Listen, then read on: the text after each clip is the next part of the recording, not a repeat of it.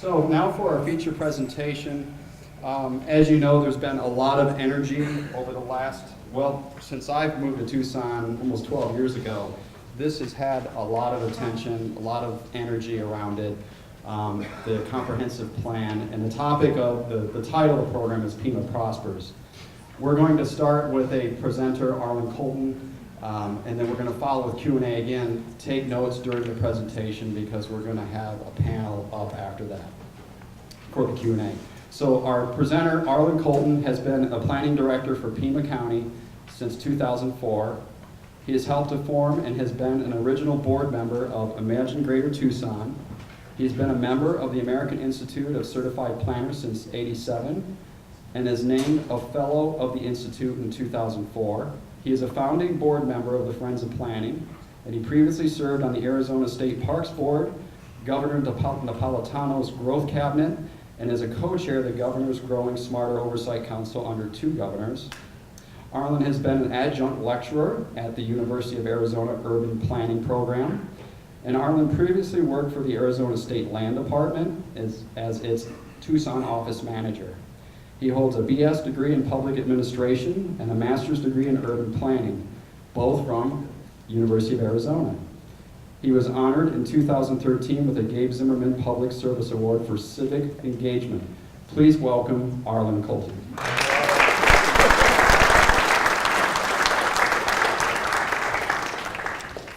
Good morning.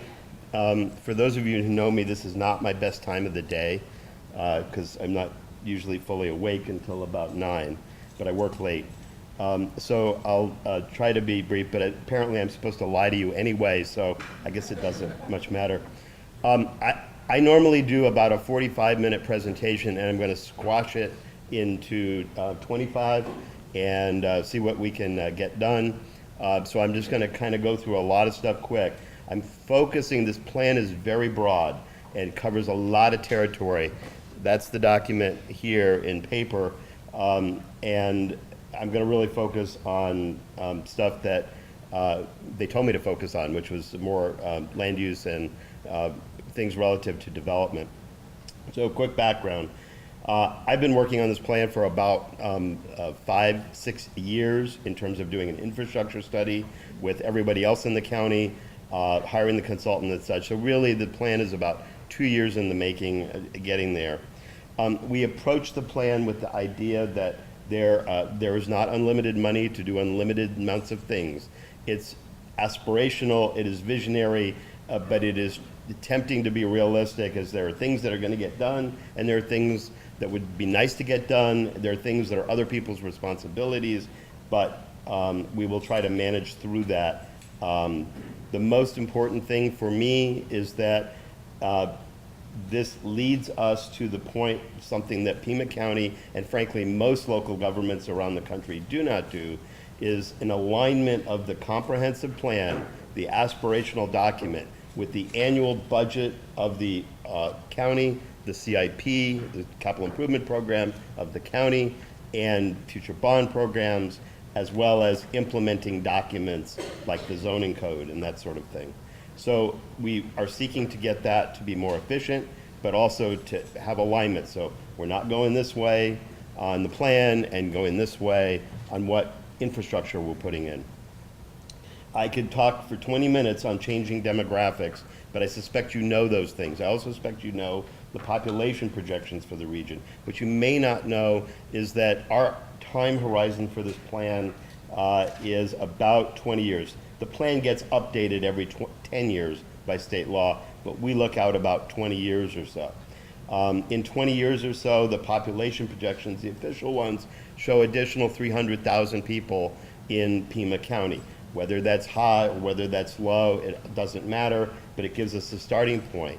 What is interesting to us is that for the first time, the unincorporated area of Pima County is not taking most of that population in growth.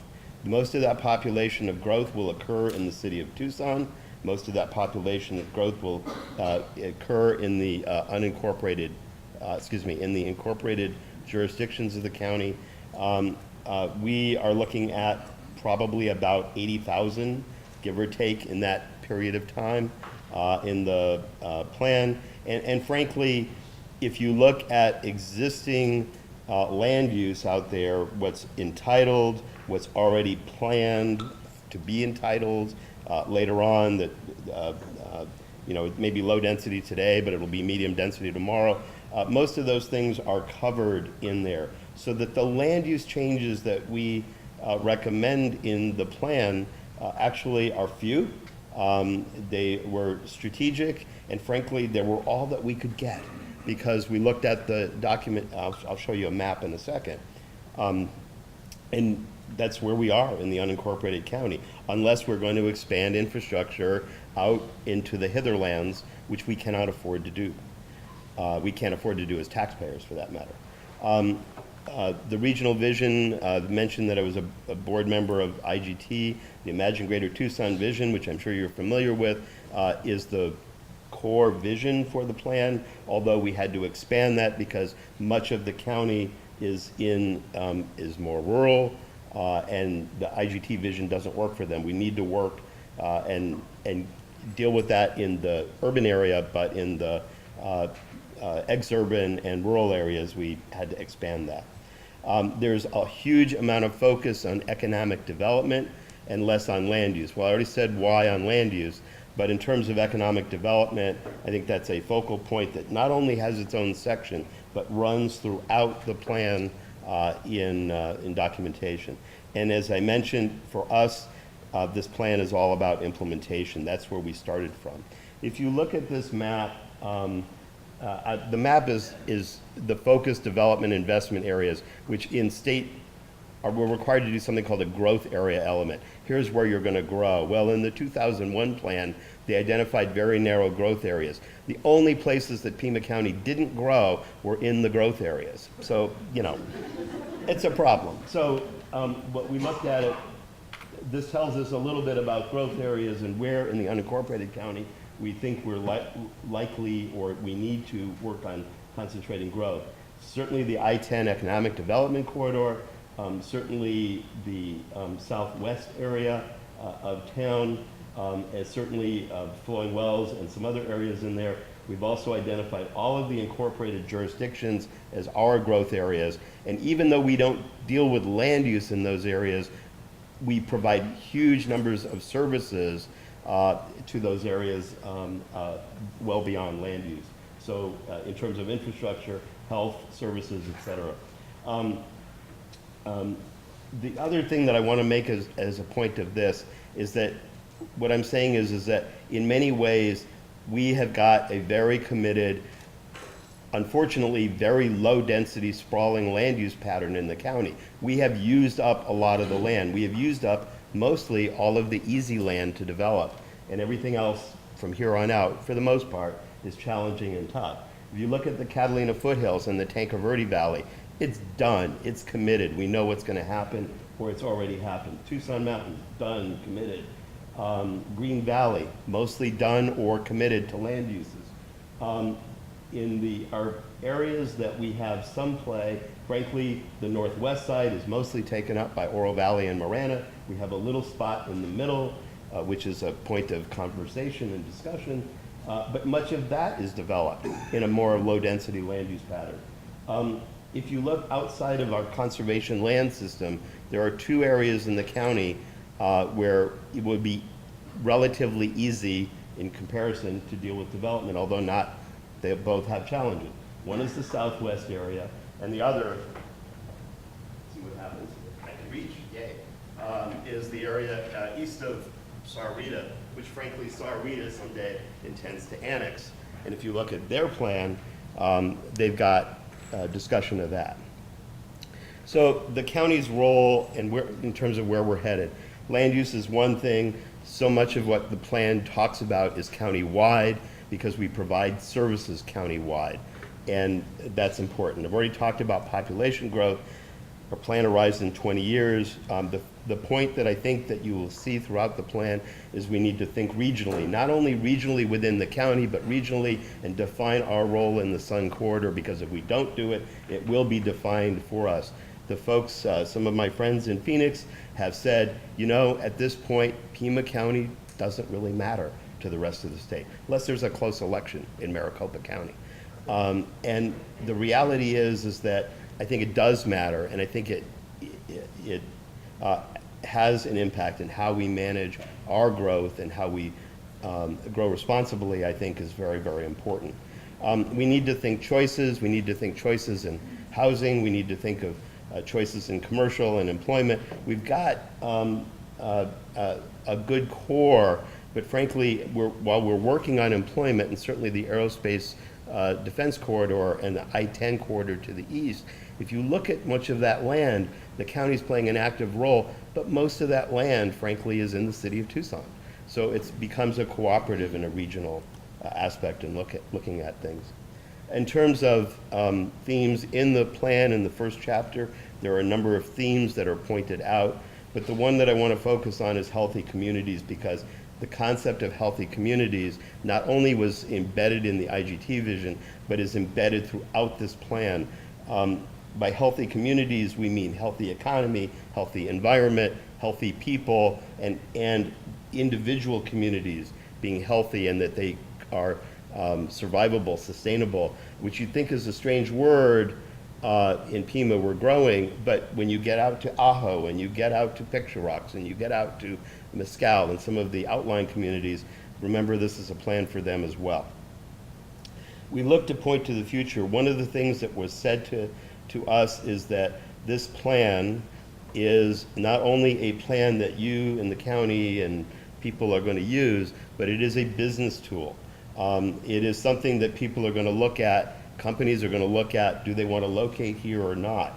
So we have tried to dwell less on the negative.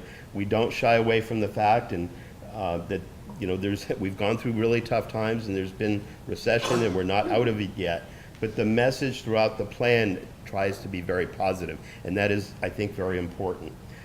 We are required to deal with 8 elements of planning statutorily. I'm not going to name them all, but we went much farther behind that. We've got 26 elements of this plan. They're within 5 chapters. We cover everything we're supposed to cover, but we also cover everything that the county provides, and that we heard from people.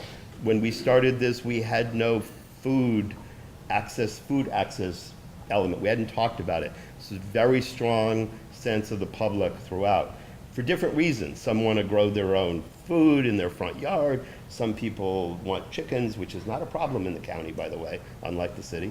And you can have lots and lots of chickens in almost every zone. But also that we had people who are survivalists and are absolutely convinced that the first wave of the enemy is coming over the border at any minute, and that they've got to be prepared. And so food was important to them, whatever.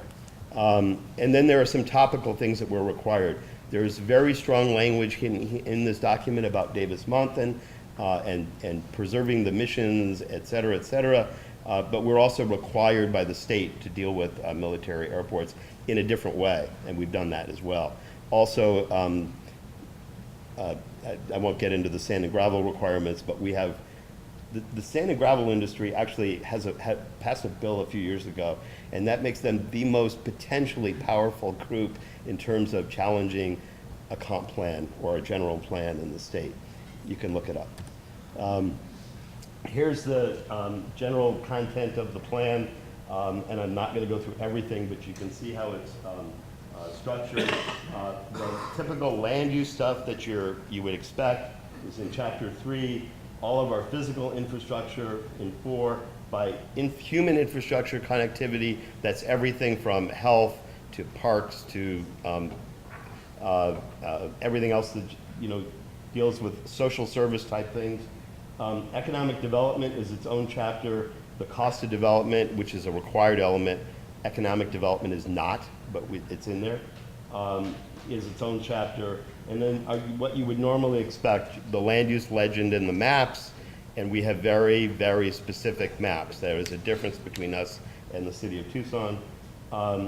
The special area policies, which I won't go into unless you have questions, and our administrative chapter, which does play a role in how we interpret the plan. There are 5 appendices, less important. The most important, I think, of these is Appendix B, the implementation matrix, which will be our strategic work program for the next 10 years. It is not ready. We will have to bring it back to the Board of Supervisors for ratification after we vet it with our various agencies in the county and with folks in the private sector. Glossary is also important. This will be primarily an electronic plan, so you'll see it mostly online. This is, to my knowledge, the only printed copy that we have.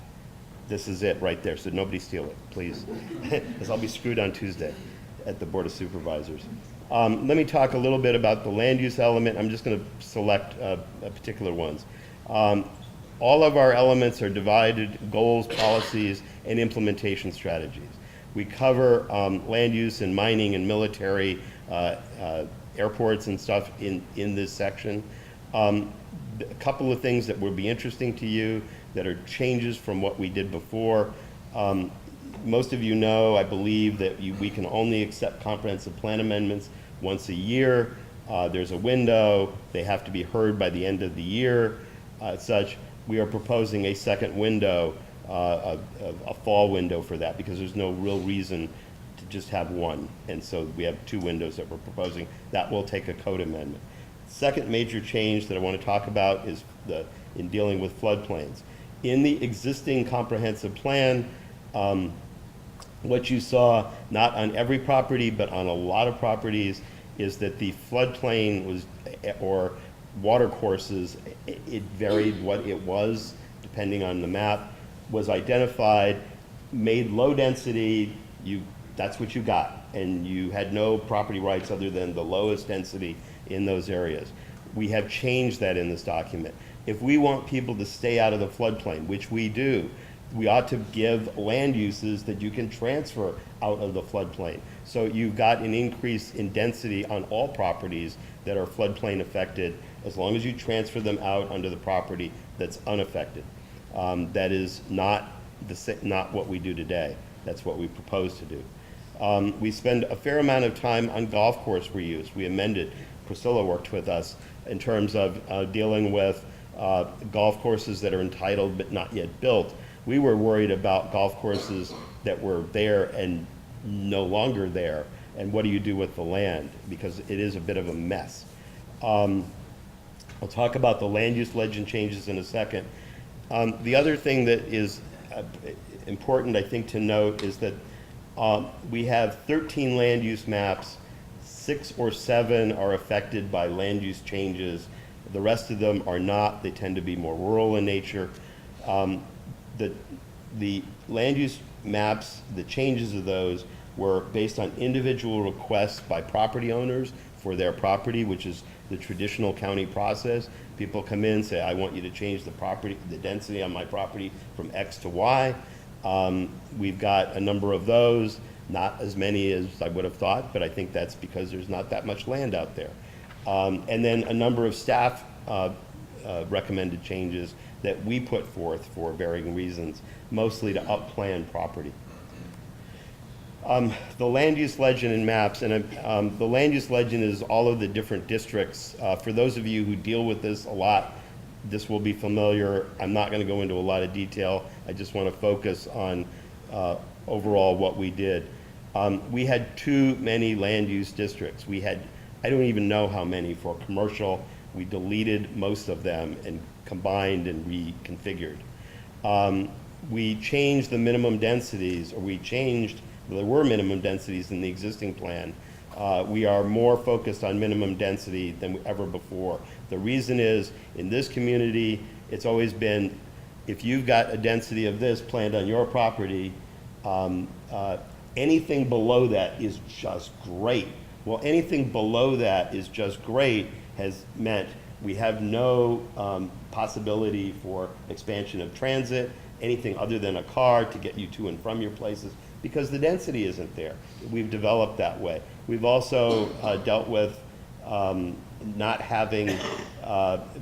being able to have reasonable enough densities that we can create a sense of community, sense of space. We also have dealt with it in terms of basically using up too much land to house too few people.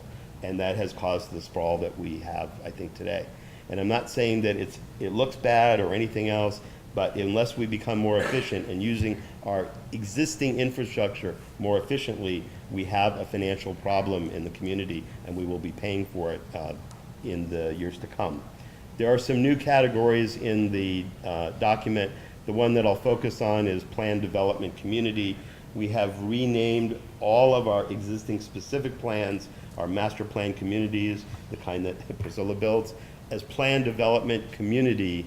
And the reason for doing that is that once the specific plan is adopted and we need to make changes in it, our comprehensive plan was way too specific on what should happen on that property. And by changing it and just saying it's Planned Development Community, we can just rely on the specific plan. If we have to make changes in the specific plan, great, but I don't want to have to go back to the comprehensive plan and create another level of approvals. The focused development investment areas, which is the area that I showed you on that map before, in addition to the areas that we talked about, it's also very much a focus on redevelopment and revitalization of areas in there as well. The environmental element, this is where our conservation land system lives. For those of you who are interested in deleting the conservation land system from the existence in the county, you can have that conversation with the Board of Supervisors. But the Board of Supervisors has clearly indicated that that is the policy under which we live. And we can manage that. We've basically kept the conservation land system as it was. We've formatted it differently and reduced a lot of the unnecessary verbiage. We've also provided guidelines for off-site mitigation for those people that have to do that, and noted that modification of a CLS or application of the CLS is the discretion of the board only. They're the ones that can do that, Board of Supervisors. We've also addressed climate and emerging environmental issues in here, which I'll answer questions about, but I'm not going to spend time on. Housing. We are not required to do a housing section. We're not required to do a community design section, but we also felt that it was critically important. There are limits as to what we can do with that, most notably in a bill that was passed and signed by the governor this legislative session about what we can and cannot do relative to affordable housing. But with everything that we've done in this plan is in keeping with that bill, and we're not worried about it. What we know is that we're going to be looking more and more as we move forward on multi-generational communities. We're starting to see folks build those types of developments today, and multi-generational units. We already changed our code to allow more than one kitchen per unit in the county. That was always the standard. You can't have more than one kitchen. Otherwise it's a duplex or something, God forbid. Well, now we can do that. But we also address the quality of the housing stock, housing affordability.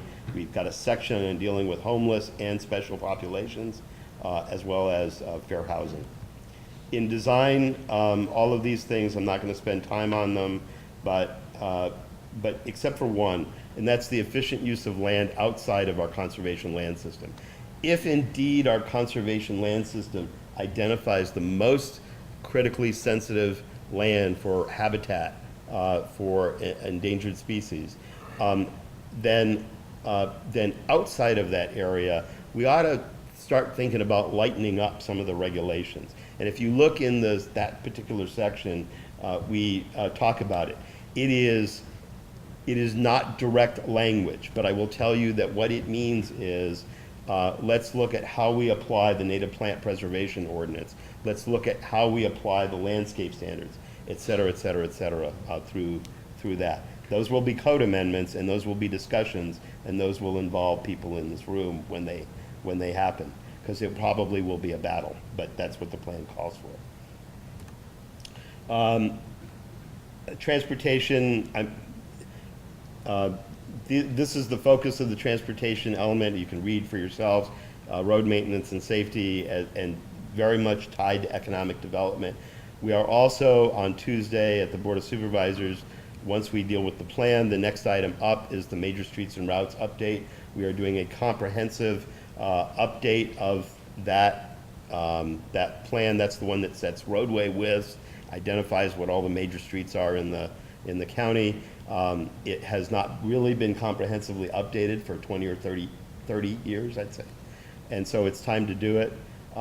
We are making a number of changes in there. The most important thing to note is that the biggest changes are we are deleting routes that we're never going to build, that do not exist, but that were some brilliant idea in 1955, the year I was born, and do the math.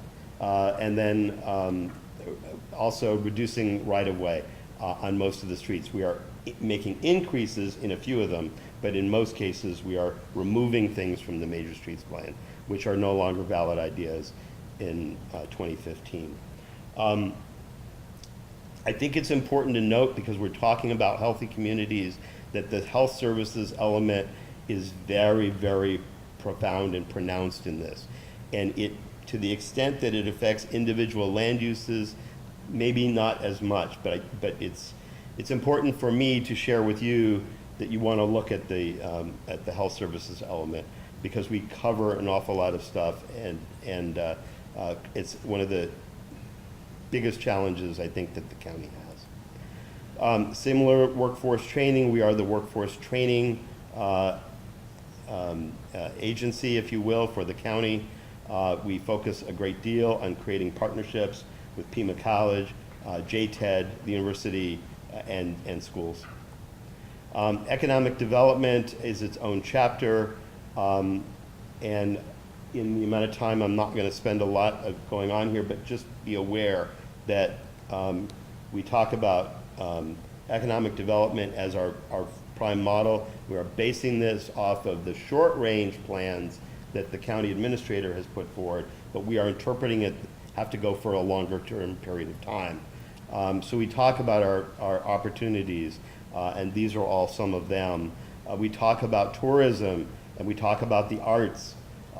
We talk about creating a positive climate for business and workforce development. Workforce is mentioned here and in the human infrastructure capacity. We also talk about construction. We wrote a section we worked with. I saw David over here somewhere. There he is. We worked with Saba and such, and there's an entire page is construction as an economic stimulus, 4 policies, 6 strategies. The Chamber of Commerce, even though we had put in a lot of stuff about repairing streets and highways in our transportation section, they felt strongly that it also needed to be in our economic development section, so it is in there as well. Our last major chapter is administration. This is where we deal with interpretation, amendment, rezoning, and implementation, and most of this is kind of standard stuff. But we had discussions with Priscilla, with David, and others about making sure that there were certain things in there. So we addressed property rights. We addressed the response to the recession.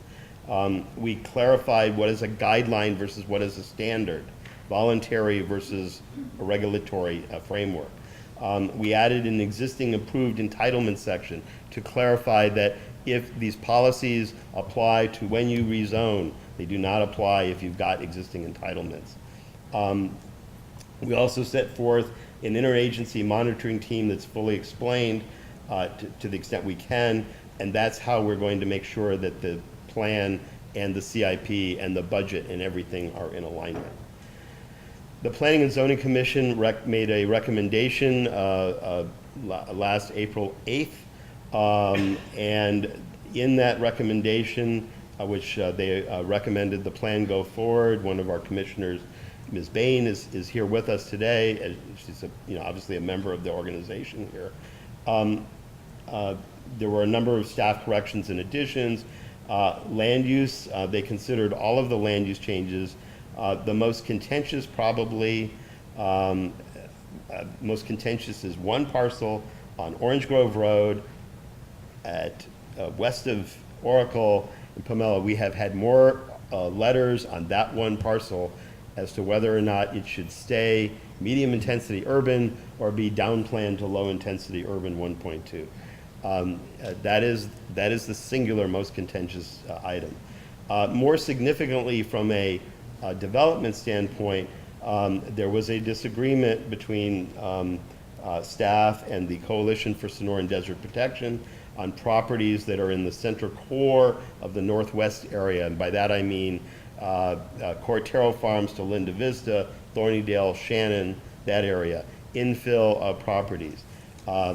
The staff was recommending that densities be bumped up from what the existing zoning allows, so we can implement the conservation land system. In that particular case, however, the commission sided with the coalition on a split vote. They made very few changes on the plan policy language, which is most of this document. Really, there were 4 changes, and the most significant one focuses on solar energy. Lastly, what I want to mention to you is that in a third item that's going to be on the board agenda May 19th, staff is asking for permission from the Board of Supervisors to proceed with what I'm calling pre-zoning. These are parcels that we think ought to be zoned for industrial uses that are zoned for residential uses. They are in the economic development I-10 corridor, and there are 6 of them. They total about 330 acres, and we intend to rezone those as a county system that nobody has to apply, and then eventually the development can happen. We will be more concept ready, if not shovel ready on those. Now, for all of the stuff that the board is going to look like, all the attachments, all you have to do is copy down that website really quickly, or what you can do is just go to the Pima County Clerk of the Board agenda for its May 19th agenda, click on the word agenda. We are item God knows 24, way at the bottom of the agenda, after the budget and every other major issue that come before the board that day, and then you can get the information there. That's what I have, and thank you very much.